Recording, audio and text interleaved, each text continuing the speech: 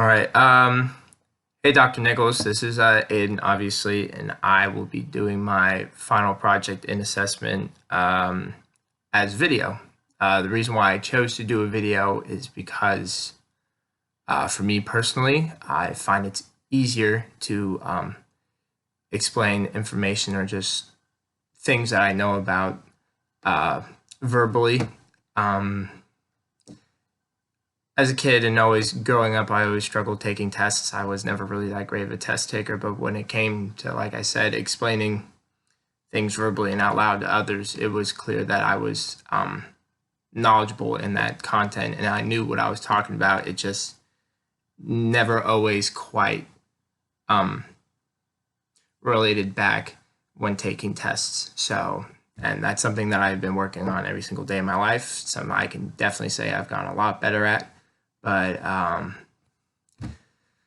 for the sake of this project, I thought it would be cool to do a video. And so let's get right to it. Apologies again if I keep looking down for multiple times. I wrote up myself a little script of kind of what I want to say, and I'll also branch off and kind of improvise on that as well. I also have my rubric here, so I'll be looking over there as well too.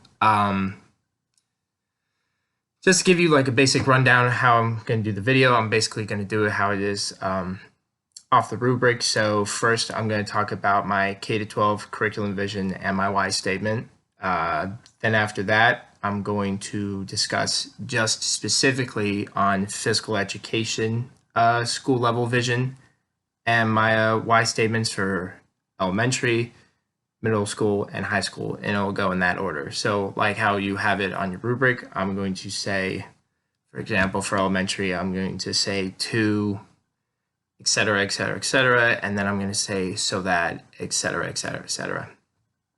And like I said, I'm going to do that for physical education first and go down in order from elementary, middle, and high school. And then after that, I'm going to do the same thing, but then just focus it more on the health aspect of health and physical education. So like I said, for that, it'll be the same thing, elementary, middle, high school, and I'll do the so, or I'll do the, the to, and then the so that. And that'll be like the beginning portion.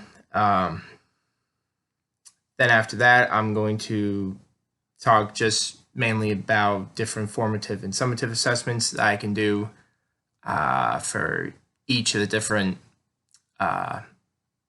levels of education. So same order, elementary, middle, etc.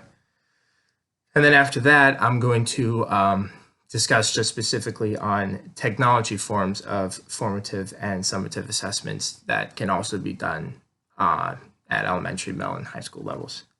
And then last but not least, after that's all done, I'm going to talk about a WSCC program that I can delve based around my why, and that'll help promote my brand. So now that you have a little recap of what's going to happen, without further ado, let's get right to it. Okay, so first things first, for my K-12 curriculum and vision, I have here to empower students' knowledge on the benefits of health and wellness lifestyles and to encourage a safe, friendly, and learning environment. And so that they can be comfortable to make mistakes, ask questions, and to encourage for them to participate at their highest level. And the reason for that is because, especially, we know the importance of why we need to live healthy and well lifestyles. That's been engraved in our heads since day one of coming into this major. And primarily the one thing I really wanted to focus on was to the part where I said encourage to have a safe and friendly learning environment, because I know, like, through my field experiences and also just being in school, kids are less reluctant to maybe go out of their comfort zone or to ask a question in class if they're not certain about something, because they don't want to seem like the oddball out or just different from the herd, you could say. So I want that to be something that I specifically pinpoint at and make emphasis on for all grade levels from K to 12, because it is okay to ask questions, and it is okay to go out of your comfort zone and make mistakes and things like that. And so that's mainly the reason why I said that. For my why statement, I have to promote healthy, well habits for all of my students, regardless from K to 12, and for them to have the knowledge and confidence to use that outside of school, and to encourage them to continue to be physically active when they graduate from high school or college and they move on to the next part of their life where they become more independent. And after that, so that I hopefully will make a positive change in their lives and be an outlet for them in whatever they need, and to be someone that they admire and look up to. And the reason why I put that specifically, and I'll try and keep this short, is growing up, I especially in the beginning, it was kind of rough. My biological mother suffered with depression of some sorts, and before I continue, I was about 5 to 8 years old in my lifetime as this period was happening. So it's been a real long time, and some of the details aren't quite as accurate. I know for a fact that she suffered with mental depression. She drank a lot. There was some nights where me and my older brother actually had to help her get into bed because she was too intoxicated to do so herself. And so, moral of the story is it was hard. It was hard going through that period, especially, like I said, at such a young age. I really didn't know what was going on. I just thought that was life in my house. And just to give more detail, like I said, I want to try and keep this short, but both my parents were split at that moment, so my father didn't know. I mean, my father is a great man and still is to this day, and has always been supportive of everything I do, and none of this was his fault. We just never told him because we didn't know how to. And that went on for a while. So like I said, it was rough. And I know when I was too afraid to tell my father because I didn't want him to be mad, because what did I know? That was just my mom. That's why, that's what I guess was used to, or what I expected from her, because I didn't know anything else. And so I had outlets, not from there, but when I went to school, I had teachers that I could talk to, and one in particular I will always remember to this day. Her name was Mrs. Koenig, and she knew my situation because I basically told her and things like that when I came to school and I was exhausted, or I was falling asleep, or if I was spacing out. I remember I had a meeting with her, and she asked me what was wrong and if everything was okay. And I basically kind of just told her what I told you. And, from that moment on, she was right there with me the whole time, helping me out with everything, always asking if I was okay. So what I'm trying to say is that, we don't really know what's going on in our students' lives. It could be something as drastic as my situation, or, they could be, having happy, parents who love them and they're just a normal child. But, that's something that we should always look out for. And like I said, I want to become that type of teacher for another student, because I've been in that position. And so, without her, who knows where I would be right now. I mean, it's hard to think about, but, I'm grateful to her every single day. So yeah, that's why I had that as my why statement. Because, I want to be that outlet for somebody if they need it, like someone was there for me. So yeah, so on to now they're just focusing on physical education. First, I'll talk about the elementary level. I have here that I will assess my students on their ability to understand the capabilities of their own bodies through locomotor skills, non-locomotor skills, and manipulative skills, and things like that, so that they can advance in their ability in physical activity as they get older. So, as we know, elementary, it's just an overview of that is so that they just hone their own bodies, understands what their bodies are capable of doing, so that they can grasp those concepts so that they can move on to the next level, which would be middle school. I have here, it says, at this level, I will assess my students on all coordination skills, so hand-eye, etc., such as throwing and catching, and have them engage in team-oriented activities such as like things like sports where it's supposed to be taught. So your basic soccer, volleyball, basketball, baseball, things like that. And basically, I have that is so that they can understand the importance of team building and working well with others. Because at that age group, they are moving on now from being a young child and turning more so that in between stage of a young child and a young adult. So they need to be able to learn teamwork skills and how to cooperate and work together with others. And through sports activities, I feel that's best for them in a way of learning that. I mean, obviously, I don't want it to make it sound like it's something where I would just roll out the ball for middle school, but obviously, I would try and incorporate some health and wellness aspects into those as well. And I wouldn't do sports necessarily every single day, but I just know from everything that we've learned that sports, if there's any time to teach sports activities, it would be during middle school. So that's why I chose that. For high school, now moving on, I have to expand their knowledge further on all tips and ways to promote overall healthy and long-term lifestyles for themselves and also for others. So basically, what I'm saying there is to have them more focus on personal goals and advice for themselves and what they want to see themselves as in terms of health and wellness lifestyle. So maybe example is somebody is on the cross country team and they want to get better, faster time. Maybe somebody's on the football team, I guess, and they want different forms of weight training to find other outlets of getting stronger.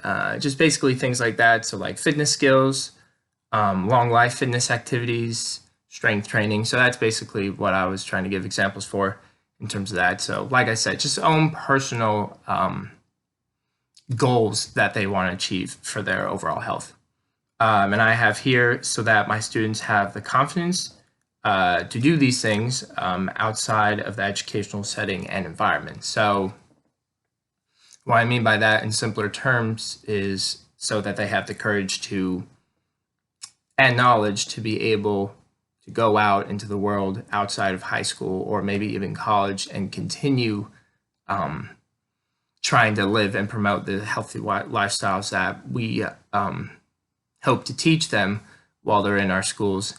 And with the confidence and, like I said, knowledge that they already have, they even may be able to branch out further and help others who are trying to reach certain goals or things like that. So it's not necessarily has to be a health and physical education teacher to teach them. It can be someone, like I said, who has the knowledge and skills to do so, which is the ultimate goal for us teachers. Like I know how you said, we eventually should and want to be out-resourced. So, you know, that's just something for high school. So, right, now moving on to just focusing on health. Now going back to the elementary level, I have here for elementary, I have to have my students understand the importance of nutrition and the 5 basic food groups. So in other words, the My Plate, your proteins, your carbs, your dairies, your fruits, and your vegetables. and I have is to know it's important that they know what they're putting in their own bodies. So basically, just focusing on what they're eating and how they should eat. And I have so that they can eat nutritious, dense meals to help the growth and development of their rapidly growing and maturing bodies. So, as we know, at elementary, like I mentioned just now, that they're constantly growing and they're constantly developing and maturing. So it's really important, especially well in all ages, but especially at that age, that they eat rich, nutritious, dense, and healthy foods because that will just help.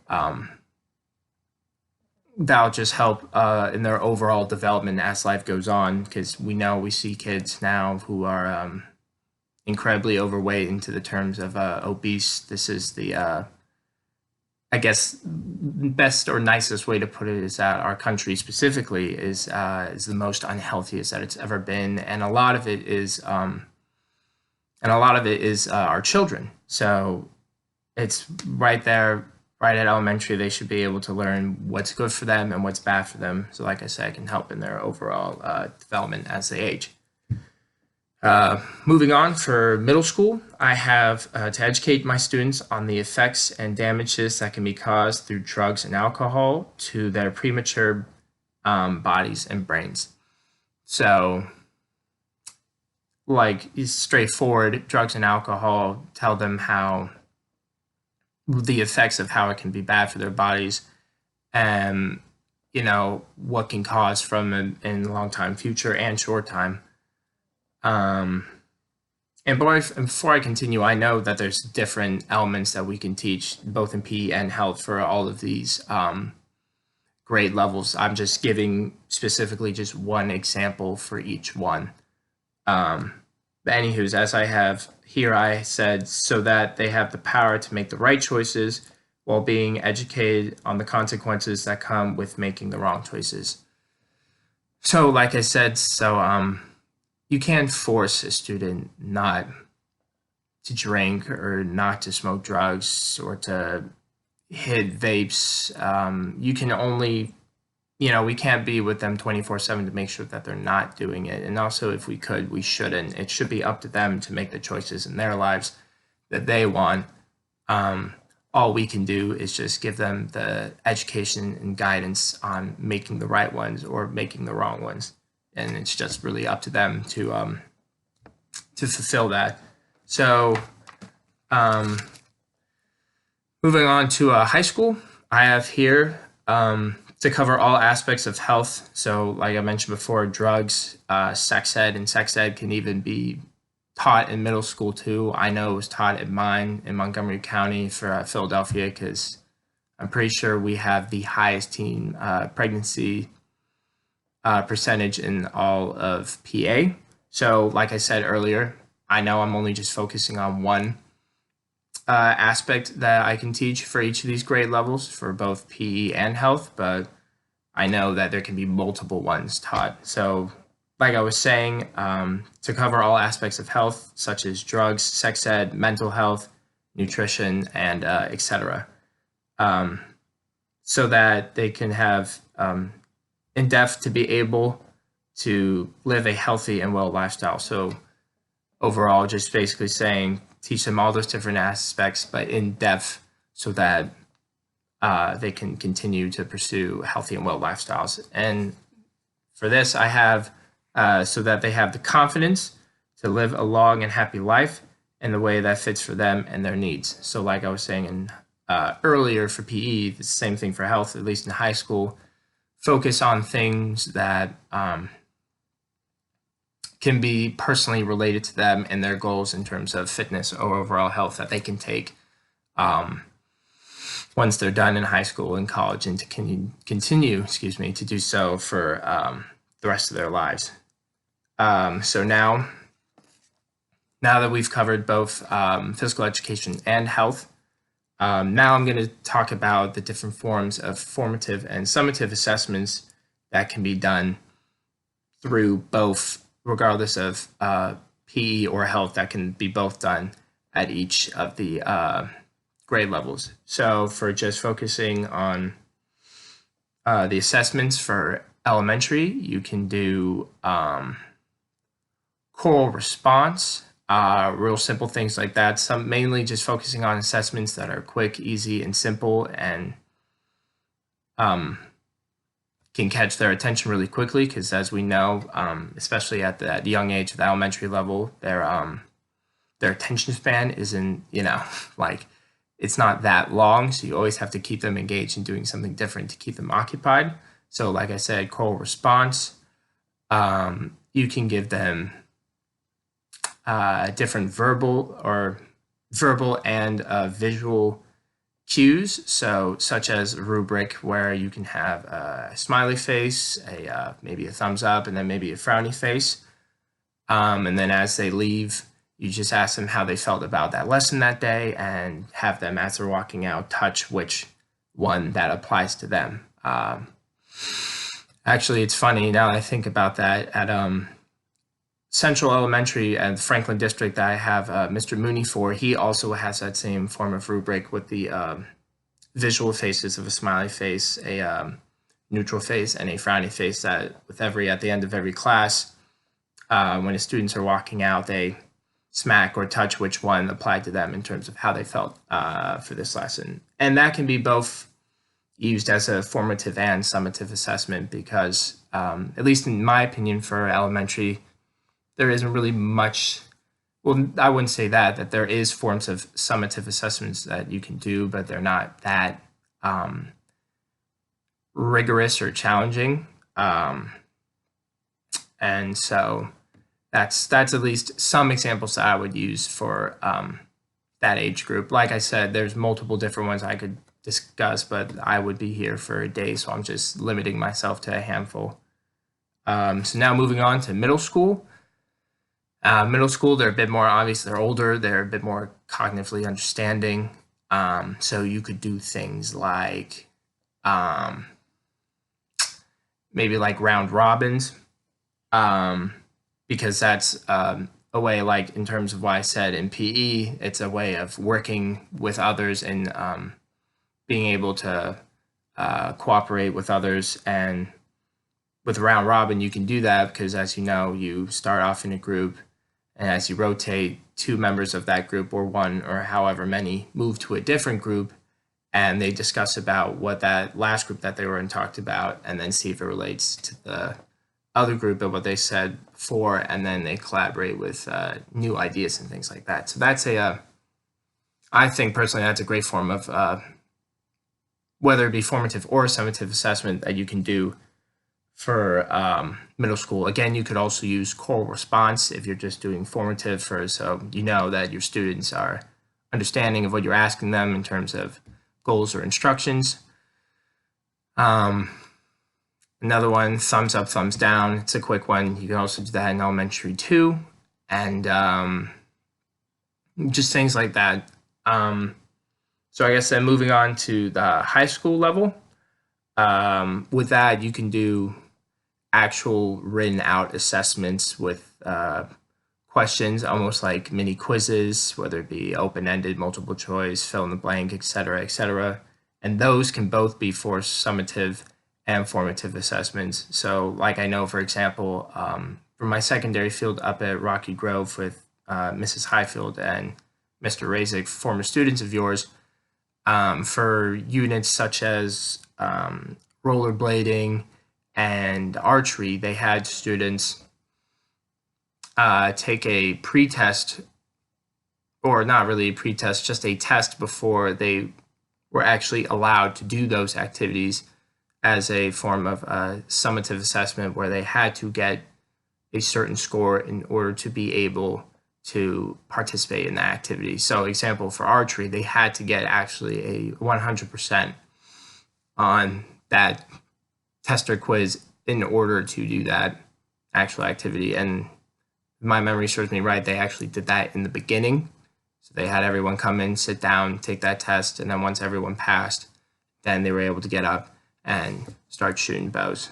And it was the same thing, I believe, with their rollerblading unit as well. So, I mean, you can still do the simpler ones in high school, like in terms of like choral response or even round robins and things like that, just as like quicker, easier forms of assessment. But if you're looking for something that's really more focused on summative, that's definitely something you can do. And you can even really do that in middle school too, but just obviously in terms of different skill level and difficulty is something to be aware of.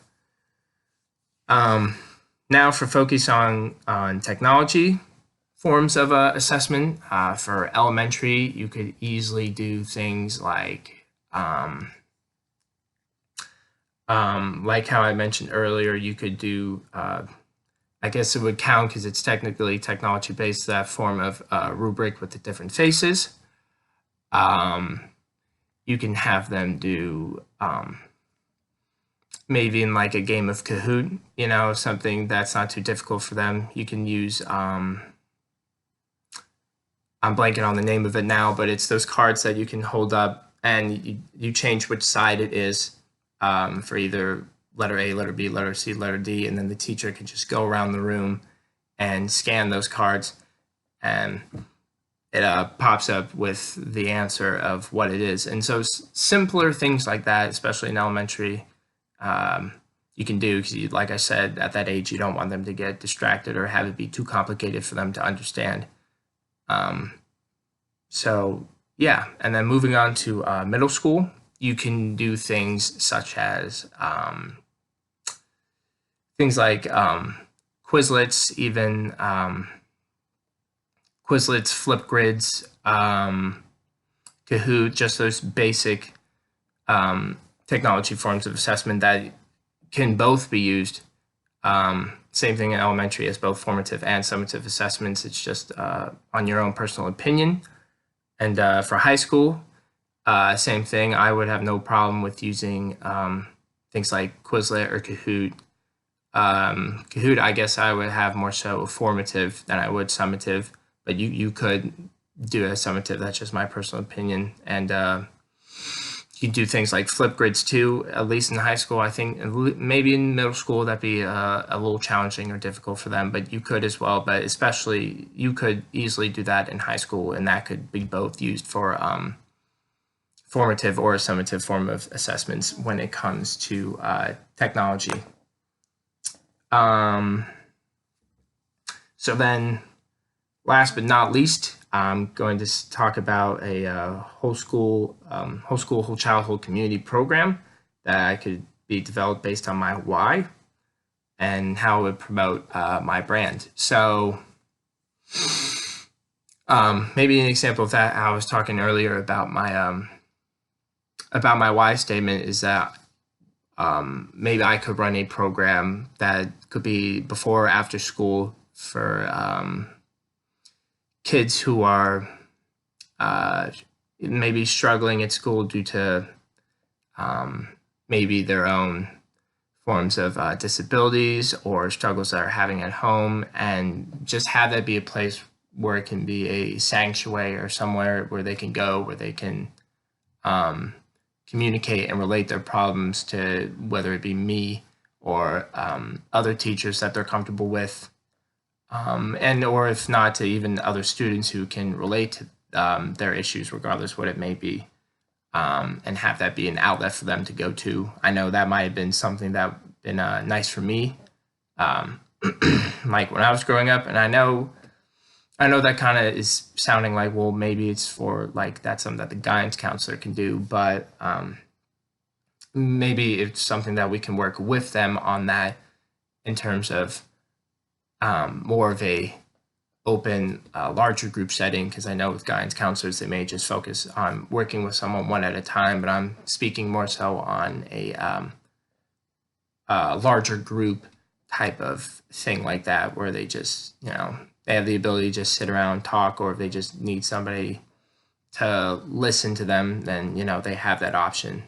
Another program that I can think of, not necessarily focusing on that, but maybe focusing more so on health and physical education standpoint, is I know that my high school that I graduated from, Cheltenham High School back home in Philadelphia, our football team actually, for the first time in school history, made it to the state championship in their in their division. And I know from just seeing videos that my school put up and through just different social media outlets is that they had like a big send-off party for them. They got to go in a coach bus. A lot of people were there. It was an exciting moment. It was big. It was hectic, and hectic in a good way though. But that's something that would be a perfect place or setting to promote things like school wellness and health and all the different types of topics and concepts that we learned about, whether it be, anything really. And maybe an idea for that is you could maybe set up a table promoting it where it has something to do with raising money for the football team, or have them like do different like outdoor activities, kind of like a festival, and have them pitch in, like I said, pitch in money to donate for whether it be the football team for that particular event or for whatever the case may be. And you can do certain activities that are wellness based and help promote that for our program. And you can do that for anything with a big gathering of people for a school event. It not necessarily has to be a sport specific thing, even though that's a good place to do them because a lot of people show up for them. But this is just a specific example that I thought of because of the recent events that happened at my high school. And so, I mean, yeah, those would be examples that I would use. That's one example that I have that be focused more so on the actual school itself and the students. And the other one that I just mentioned would be focusing more so on the community as well as the students, just an overall thing that you can do with everyone involved in the community. And for this last section where it says, for the rubric at least, it says, what are you going to do? And it says here, a student clearly articulates their self-directed vision of what they hope to do as a teacher. And I guess honestly, the best way that I can answer that would be to do everything that I've just mentioned so far in this video. And in particular, I know I've been repeating it a lot, but to be a change or an outlet, or for that student, or for all of my students really, regardless of any issue, positive or negative, that's going on at home, and just to be somebody an outlet for them that they can go to, and someone that students like admire and respect, because in the end of the day, we are there for them, point blank, end of story. So I know what I hope to do as a teacher is I hope to be able to strive to do that and be better every single day, because I know I'm sure as heck not perfect, and I probably never will be. No one is, in my opinion, but like I said, just to strive to do better every single day, become a better person, become a better teacher, and all those things for all of my students, so that hopefully one day I can, get a letter or a picture from a student that I've had 10, 15, 20 years ago saying, hey, I just want to make sure everything's okay, or just letting them know how they're doing in their life. And, just to be able to get a thank you, being like, you are somebody that really affected and changed my life. And without you, I couldn't do this. And, that would be really nice. Not like it's something that I need per se, but, just being able to know for certain that I did make that change in a student's life. So that's something that I hope to do as a teacher. So I think that covers everything for my video. I think that's a wrap. I hope you enjoyed this. Like I said, I know I didn't cover multiple things that could be done as forms of what to assess in each of the different grade levels, elementary, middle, and high school, for both PE and health. But just for the sake of time, like I know this video is already pretty long, but I wanted to make sure I said all of those things I've already said at least. So like I said, I hope you enjoy this video. I hope